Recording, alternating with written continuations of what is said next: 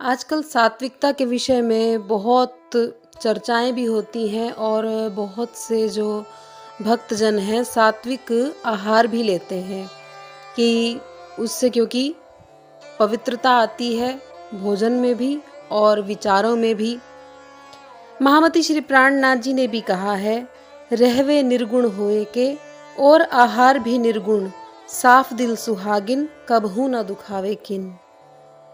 जिसका अर्थ है, निर्गुण का अर्थ यहाँ पर सात्विकता से है कि हमें सात्विक ही रहनी हमारी होनी चाहिए। जैसे कहा जाता है ना, सादा जीवन उच्च विचार, कि जीवन में सादगी हो और विचार हमारे उच्चतम हो और हमारा भोजन भी ऐसा ही हो। सादा भोजन, जिसे हम सात्विक भोजन भी कहते हैं, कि भोजन में भी सात्विकता ही होनी चाहिए। उसके साथ साथ ये भी कहा आगे, रहवे निर्गुण होए के और आहार भी निर्गुण, साफ दिल सुहागिन।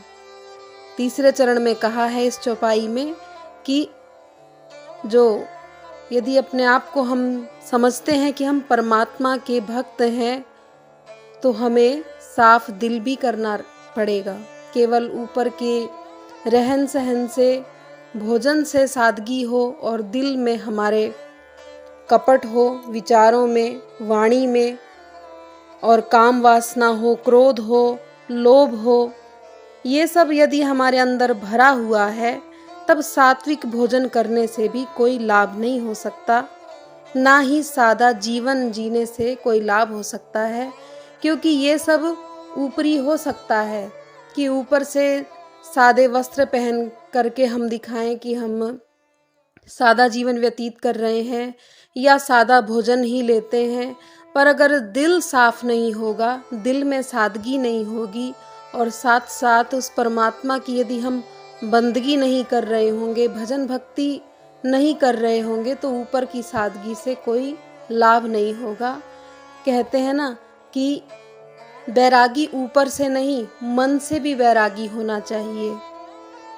वैराग्य यदि धारण करना है, केवल सात्विकता, वैराग्य या निर्मलता ऊपर से नहीं, आंतरिक भी होनी चाहिए।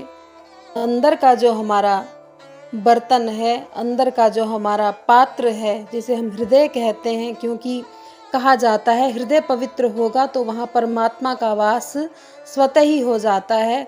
हम अपने पात्र को, अपने हृदय को सादगी से रखें, अंदर काम, क्रोध, लोभ, इन सब की अग्नि ना जलती रहे, इसे साफ रखें तो परमात्मा का वास हमारे हृदय में अवश्य ही होगा।